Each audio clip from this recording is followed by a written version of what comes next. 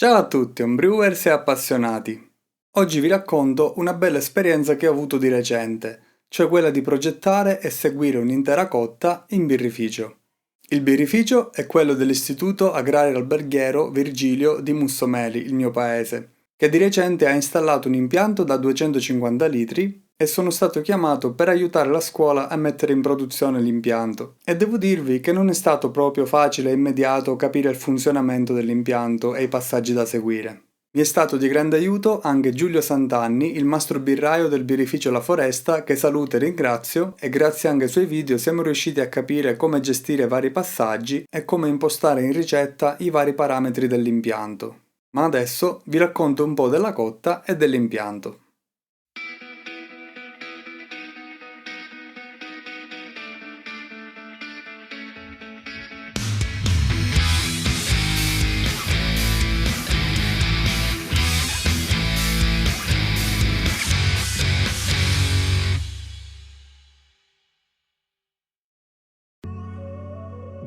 La sala cotta installata è la 250 della Enobir, composta da due tini, uno di mesh bollitura e l'altro di filtrazione Whirlpool, quindi parliamo di due tini ma che svolgono il lavoro di 4. Il tino a sinistra, quello di mesh bollitura, ha le resistenze nel fondo e le pale. Qui viene condotto l'ammostramento e poi tutto l'impasto, quindi non solo il mosto ma anche le trebbie, vengono pompate nel tino accanto, quello di filtrazione, dove avverrà il ricircolo per la filtrazione e lo sparge. Quindi durante lo spargi il mosto ritorna al primo tino per la bollitura. Nel frattempo il secondo tino cambia configurazione e sarà poi il tino dove si effettuerà il whirlpool finale. Per capire meglio il funzionamento di pompe e resistenze abbiamo fatto delle prove con sola acqua, molto utili anche per calcolare i tempi durante le rampe di riscaldamento e provare i vari trasferimenti e quantificare anche l'evaporazione in bollitura. I fermentatori sono 2 da 300 litri, con fondo piatto e a pressione atmosferica. Sono collegati a un impianto aglicole che interviene per il raffreddamento ed è veramente efficace, ma non hanno un sistema di riscaldamento al momento. Passiamo alla ricetta. Serviva una birra semplice e anche popolare, diciamo, facile da proporre al pubblico, facile da bere, ma che si distinguesse dall'immaginario di birra bionda lager commerciale. La scelta è ricaduta su una blonde ale di ispirazione belga, dolce e fruttata con gradazione alcolica un po' più bassa di quelle belghe. Il grist è composto da 95% di Pilsner Dinkelmann e 5% di Aromatic, colore previsto tra 9 e 10 BC, 25 IBU in totale con un rapporto IBU-GU di 0,39. Il lievito è il Fermentis S33, che è un lievito non molto attenuante, quindi che lascia una buona base dolce e produce esteri fruttati. Avendo impostato un valore di efficienza dell'80%, ho calcolato un OG di 1,63 e un FG di 1,19. Anche se l'impianto è fatto per gestire volumi fino a 250 litri, abbiamo impostato un volume di cotta ridotto, anche per venire incontro alle spese che può sostenere la scuola. Quindi l'obiettivo è di 150 litri di birra. Andiamo al giorno della cotta. Abbiamo riempito il tino di mesh con 125 litri di acqua, la stessa che uso io a casa, impostato la temperatura per il machine e attivato le pale per omogenizzare il calore. Ho aggiunto all'acqua il cloruro di calcio per avere almeno 50 parti per milione di calcio. Contemporaneamente riempiamo il tino di sparge con 100 litri di acqua e lo mettiamo a scaldare perché impiegherà un bel po'. Dopo aver regolato il mulino iniziamo a macinare i malti.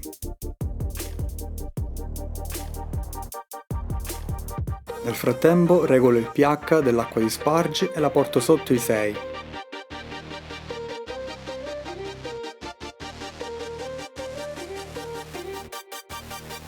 Abbiamo fatto il machine con acqua a 50 gradi, senza sosta, con rampa che va direttamente al prossimo step.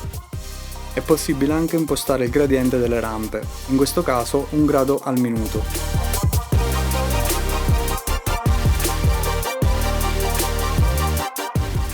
Fatto il machine, dopo qualche minuto controllo il pH che stava a 5.9, quindi ho aggiunto 8 ml di acido lattico in totale per arrivare a 5.4. Il primo step di saccarificazione sarà di 40 minuti a 63 gradi. Secondo step di 20 minuti a 72 gradi e infine 10 minuti di mash out.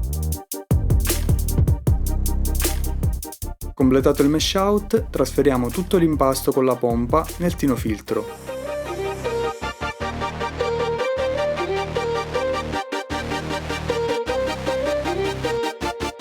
Nel frattempo misuro la densità iniziale e siamo a 1,68.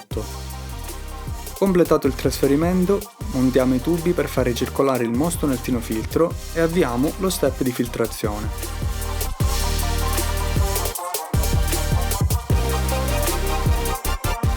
Appena dalla specola ci sembrava abbastanza pulito, abbiamo trasferito il mosto nel tino bollitura.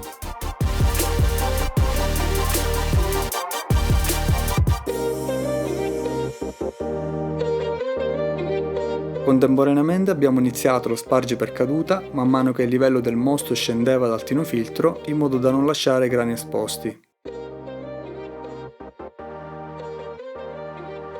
La rampa per arrivare in bollitura è stata molto lunga.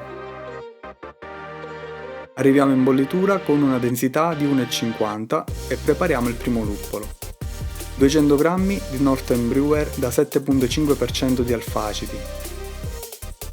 Aggiungiamo il primo luppolo e partiamo con il timer della bollitura, che sarà di 60 minuti.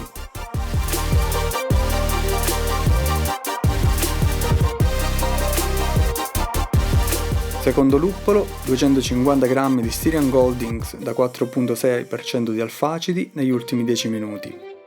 Ho preparato lo stesso dosaggio di Protafloc che uso a casa, quindi 6 g in totale per questo volume. Terminati i 60 minuti di bollitura, attiviamo la pompa e trasferiamo tutto il mosto nel tino Whirlpool con il braccio apposito montato al posto di quello per il ricircolo.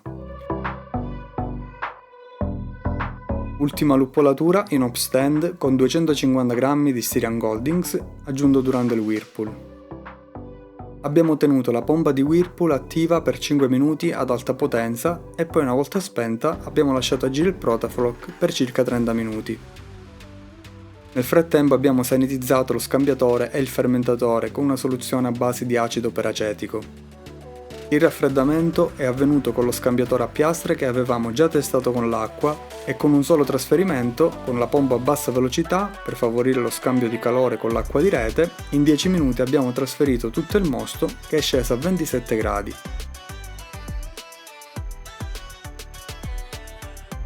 Abbiamo dovuto rinunciare a qualche litro perché in assenza di filtri per il luppolo nei tubi, dal fondo del tino si iniziava a risucchiare un po' di trub. Quindi ci ritroviamo 139 litri in totale. La limpidezza del mosto per oggi può andare bene, ma si può fare di meglio. Densità iniziale di 1,54, 9 punti più bassa di quella prevista.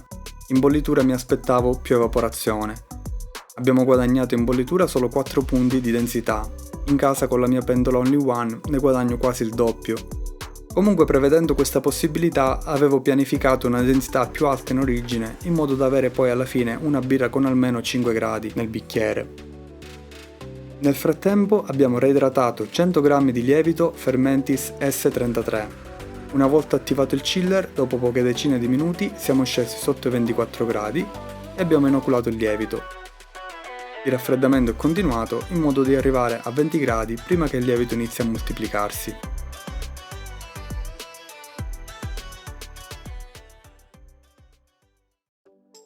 È stato un brew day molto lungo e impegnativo. Sono state in totale 8 ore di lavoro, con qualche intoppo che ci ha prolungato un po' di più la cotta, ma tutto sommato è andata molto bene. Ci sono giusto un paio di cose da correggere. Ad esempio il tino di mesh è provvisto di 2 pale, ma quella superiore non ha lavorato, perché abbiamo impostato un batch più piccolo di quello standard dell'impianto. Quindi dobbiamo abbassare queste pale, in modo che lavorino sotto il livello dell'impasto e probabilmente ci aiuteranno a guadagnare qualche piccolo punto in più di efficienza. Per quanto riguarda gli step di filtrazione, purtroppo a causa di alcuni intoppi che abbiamo avuto, non abbiamo potuto prolungare questa fase e siamo dovuti passare a quella successiva. Sicuramente in futuro lascerei prolungare questa fase un po' di più, fino a vedere il mosto dalla specola diventare bello limpido e trasparente. La bollitura infine non è stata molto vigorosa, quindi abbiamo avuto un tasso di evaporazione inferiore rispetto a quello previsto e questo ci ha fatto guadagnare meno punti in bollitura di quelli che prevedevamo di ottenere. Quindi anche questo parametro va ricalcolato sul software della ricetta. Adesso la birra sta completando in fermentatore le ultime fasi di affinamento al freddo e poi verrà imbottigliata. Vi terrò aggiornati come sempre quando sarà il momento di assaggiarla e di vedere come è venuta. Se siete arrivati fin qua vi ringrazio e sono sempre curioso di conoscere le vostre impressioni e i vostri commenti qui sotto. Se il video vi è piaciuto lasciate anche un like e vi ricordo di iscrivervi al canale se non l'avete ancora fatto. Ci vediamo al prossimo video.